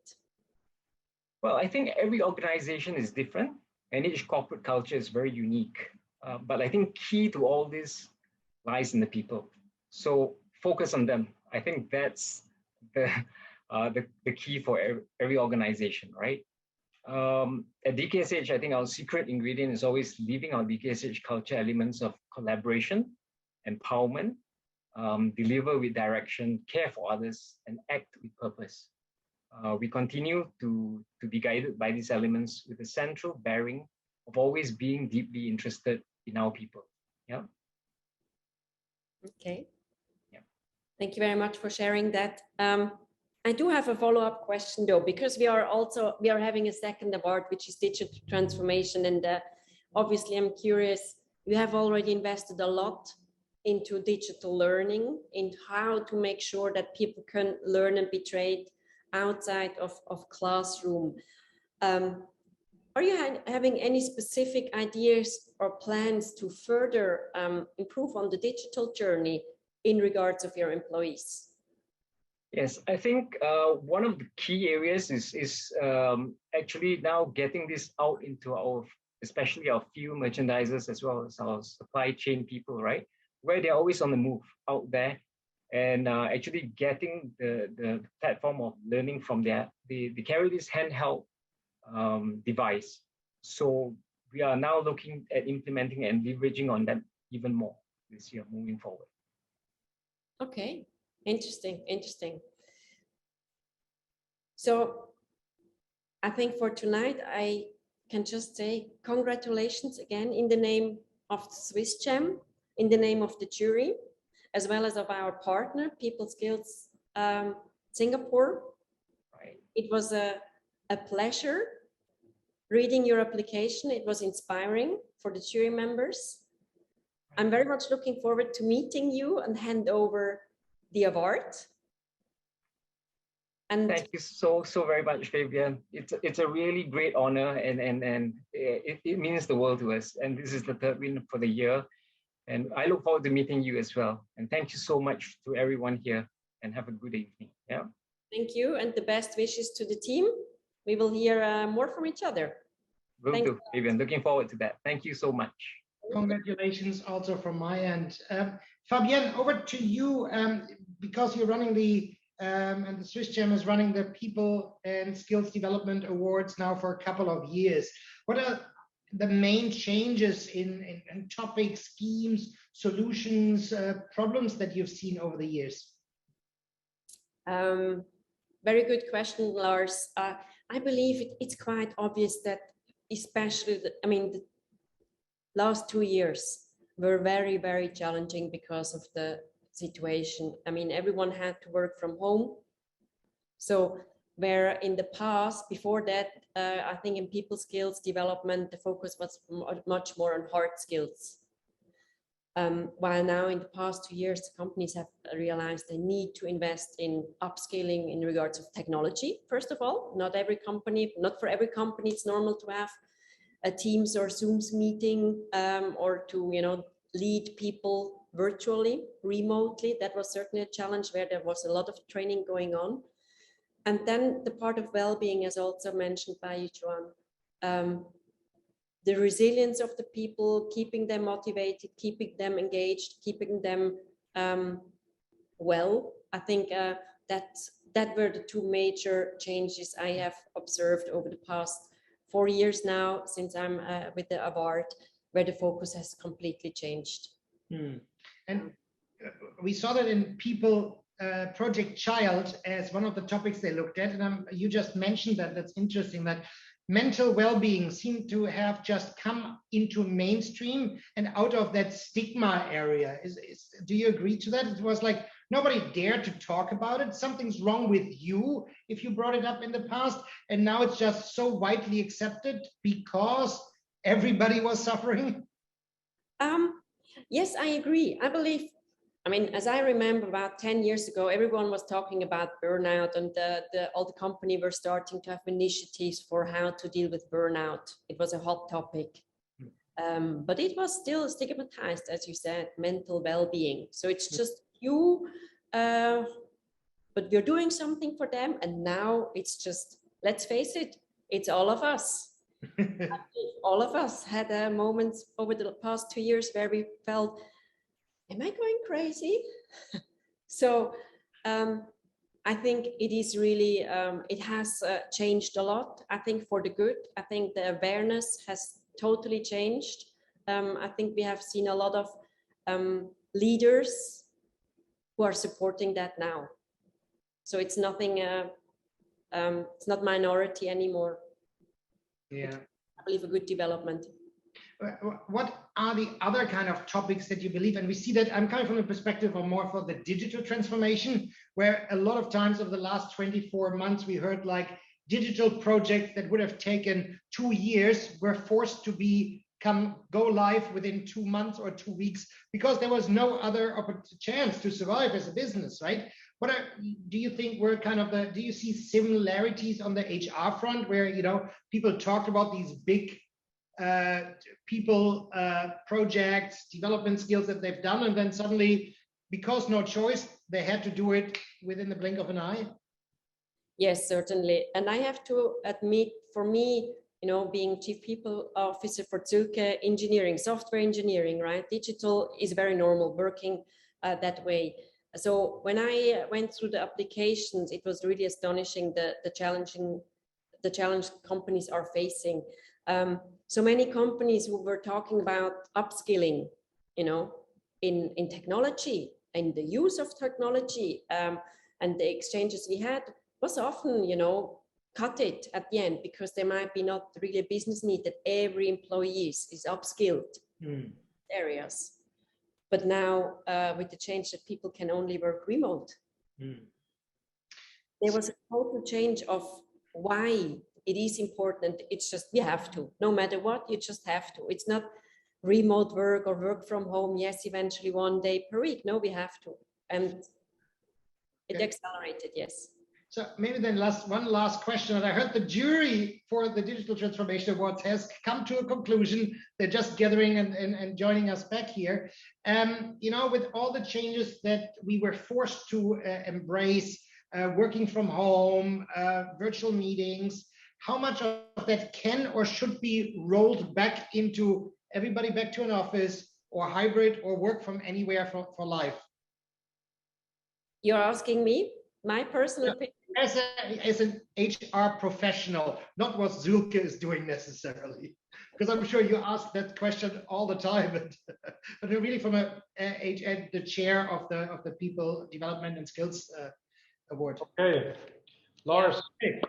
Sorry. Out of the bunker. We are out of the bunker, or more. Sorry, Fabian. That's then for another time. Like a Swiss Alp. It felt more like fresh air, and so it was a very tight race. And apologies to everybody that was waiting there. So I hope you had some good conversations. We were just wrapping up with one final question. Fabienne's expertise as an HR leader. How much of working from home work versus back to the office do you think we'll see? Let's just wrap this up, and then we'll wrap up on what we will see on the DX Awards. Good. Yeah. I think I can give an answer based on, you know, all the surveys going around, etc. I think it's the hybrid solution going forward. Depending a lot of company cultures, but I think the hybrid solution is certainly for the next couple of years what we will see. Thank you. Thank you very much for your insights, and also congratulations to the winner of the People and Skills Development Award again. Now over to Andreas, where, you know, more hybrid working means also more digital transformation. But let's focus on who got it right this year for the DX Awards 2021 by SwissCham and Deloitte for Southeast Asia. The creme de la creme we've seen today, 8 subcategories fighting it out, very close. We had them from all over the region, very different solutions, very different industry parts. And I heard it was really tough for the jury, despite the sophisticated AI, despite the multiple voting and point systems coming together, to really get that final kind of agreement on who made the real lasting difference. Andreas, everybody's at the edge of their seats, but you know, like, did you expect it to be that tight? Yes. Look, if you bring in 8 people into a room and you want to have a Swiss decision making, it's going to be just very, very hard. And so apologies again for taking so much time, but I think it was a very tight discussion. So everybody has been, incredible tonight. So, but still, we need to announce a winner, and I hope that the word has reached Deloitte and Richard, because Richard is joining us tonight. Richard, are you here? Yes, I am indeed. I've been sitting on the edge of my stool, waiting for the answer. Yeah. So I hope you got the message. Indeed. Do you want me to go ahead and make the announcement? Yes, I think it's time. I think just put everybody out of their misery. So I'm pleased to announce the winner of the Digital Transformation Award 2021 goes to NetCetera. Wow, amazing. Very good. Excellent, excellent. Very good. Congratulations to NetCetera.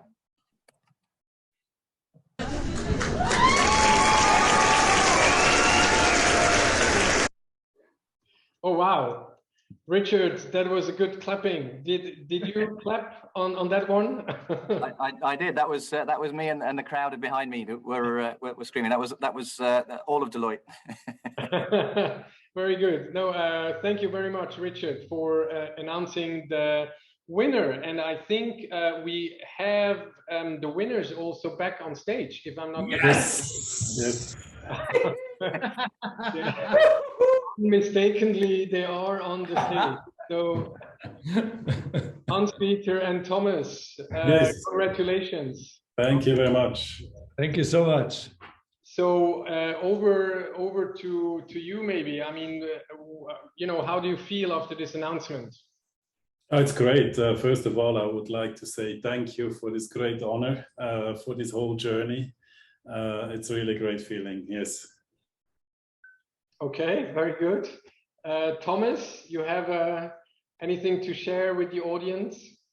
Well, I have to say I didn't expect this, but I have to personally thank Hans-Peter. Actually, he was in the lead for organizing whatever we put together for this award when we pitched the first time, second time, and so on. He was constantly lead, beating us forward there, making sure the quality was right, and so on. So great thanks to Hans-Peter. And I personally also feel very proud because we started this office only last year at the beginning of in Singapore, beginning of the pandemic. I was there for 5 weeks. I got actually stuck in Singapore because there was no flight back. And so now that we won this in our first year is really exciting. Very good. So it's really, if I can quickly add, it's really amazing. As Thomas said, 2 years ago, we came here, almost 2 years ago, although we're actually in business for over 25 years. It was, again, kind of an endeavor here in Singapore. But considering that we came here midst of the pandemic, we were really welcome with open arms here in Singapore. And this was really great. Just when we started, we were in the lockdown pretty much in the first weeks. When I joined here, it went back to pretty much the lockdown in March this year. And still, we were welcome here in Singapore. We could already build our first customer relationships here, and it's just great to be here. And first of all, really thank you to Singapore for welcoming us, but also I would like to really say thank you to you guys from SwissCham for organizing this great event.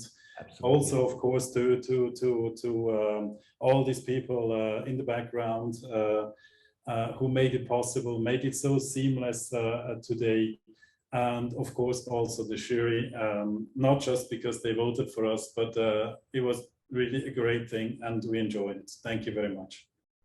And one thing to add, I think you also already, before you won the final award, you already got extra kind of points for winning the most enthusiastic celebration award before that, already for the subcategory. I thought it was just really authentic, and it's great to see that you guys, it means that much to you, and thanks for sharing that journey, right? Especially during a time like that, going in, you don't know what is, and only at the end, if you win today, you're double winner. So what else to do to justify all the sweat, the tears, the sleepless nights since you decided to take that giant leap? Thank you. Yeah, and maybe also, thank you to Deloitte and Richard. Maybe Richard, you have a few questions to Hans-Peter and Thomas. Well, thank you. So, I mean, first of all, congratulations also from Deloitte, and we're really pleased and proud to see a local startup so fresh on the scene, coming through and scoring so highly. What do you what do you attribute to the success, do you think, apart from obviously your quality pitch? There was a joke internally last hour, kind of like that if we win, it was because of my Hosenträger. But that's probably not it. Well, one thing when I thought about that the whole digital transformation topic, obviously as a software engineering company, digital transformation has always been on our daily agenda, right? And we early went into Scrum and agile development, but it struck me that if you're doing digital transformation for your customers, with your customers, what I said in the pitch before, your acceleration, your innovation accelerates really quickly, fast. And if you then, as an organization, it's beyond just Scrum, agile development. your entire organization, the value streams, the portfolio, the way the products are pushed forward, features added, and so on. It needs to also follow an agile approach, and I hope that this message somehow came across in our pitch. Indeed. Good. Yes. Thank you very much, and thank you, Richard, again for supporting us with Deloitte. Really appreciate, and congratulations to Hans-Peter and Thomas and all the NetCetera employees that voted for you tonight. And I think, Lars, I think it brings us slowly to the end of tonight, but I think we have one very important remaining thing to do, and it's really to thank the whole team, especially the team in the background from the young professional. And I would like to call them out together with Fabienne to kind of show your face and maybe say a few words, right, Fabienne? Yes, please. So who wants to go first? I mean, we can start with Cedric Lindemann. He has joined the team actually this year and has been an incredible addition and helping the insurance subcategory to navigate through ups and downs, right, Cedric? Yes, it sure was, and it was my first time. It was a pleasure to working with all of you, and definitely also with the sponsors, with Silke, with Encia. I think we managed to get a really nice outcome of applications in the insurance category, and it was also quality wise, all of the applications we've seen, the various amounts of solutions initiatives that were taken was really impressive. So pleasure to have been part of the team. Thank you so much, Cedric. And maybe we go over, and obviously I have to apologize because I should have called out the ladies first. So apologies for that. So Lisa, obviously I can see you're here. Maybe a few words. You are here the second year, and thanks very much for your contribution. No, thank you. No worries. We can go alphabetically. That's no problem.